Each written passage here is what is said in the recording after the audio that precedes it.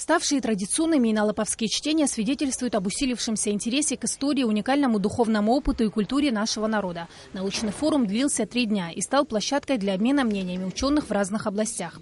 Участники форума отмечали, что иналоповские чтения стали очень важным событием, способным дать новый импульс исследованию актуальных проблем абхазоведения. Феномен профессора Шалвы Иналыпа еще больше сблизил специалистов в области истории, этнологии, археологии.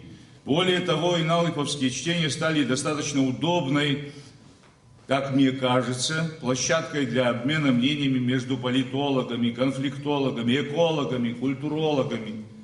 Я не говорю уже о важности дискуссий, развернувшихся в рамках секционных занятий между фольклористами, лингвистами, литературоведами, искусствоведами. Программа форума была весьма насыщенной. Работа была разделена на 5 секций. Культура и быт народов Кавказа, этногенез, литература и искусство, языкознание и проблемы Кавказа. Тематика выбранных тем показывает, насколько важны вопросы, поднятые учеными. Шалва Иналыпа изучал этнологию, историю, занимался литературной критикой и фольклористикой. Сквозь призму идей и взгляда выдающегося кавказоведа Шалвы Иналыпа ученые сумели по-новому взглянуть на развитие и проблемы науки. Подводя итоги научного форума, руководители секции отметили живой интерес к поднятым темам и неформальное общение по различным направлениям современной науки. А главное, чтения прошли в духе самого Шалвы Иналыпа. Наша секция называлась «Кавказ от Черноморья до Каспия. Проблемы современного развития».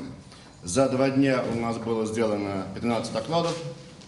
Из них я обозначу, откуда 6 докладов, что логично, были из Сухума авторы, 5 докладов на 2-м месте Ростов-на-Дону, 3 доклада из Москвы, 1 доклад из Казани. Тематика, которая обсуждалась на секции, это, условно говоря, это от начала 20 века и даже раньше, заходами в историю, и до современности с планом такого прогнозирования будущего при возможности.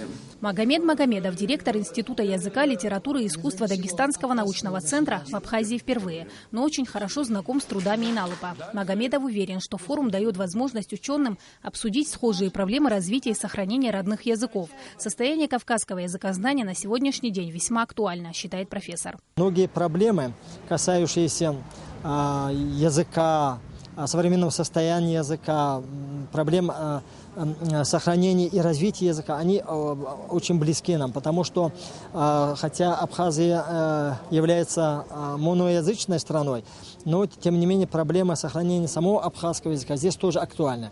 А в условиях Дагестана они очень актуальны, потому что у нас многоязычная республика, 32 языка, и уровень знания родных языков у нас с каждым годом падает, к сожалению. Вот эти проблемы, как сохранить наши языки, как сохранить наш фольклор, духовное наследие наших народов, это вопросы, которые прозвучали и ставят ученые сегодня. Материалы предыдущих вторых международных иналыповских чтений были опубликованы спустя 5 лет. На этот раз, если участники форума представят доклады в течение месяца, они будут изданы уже в будущем году. Следующий научный форум пройдет через 3 года, но уже в другом формате. Сима Аргун, Эльдар Дамиров, Абхазское телевидение.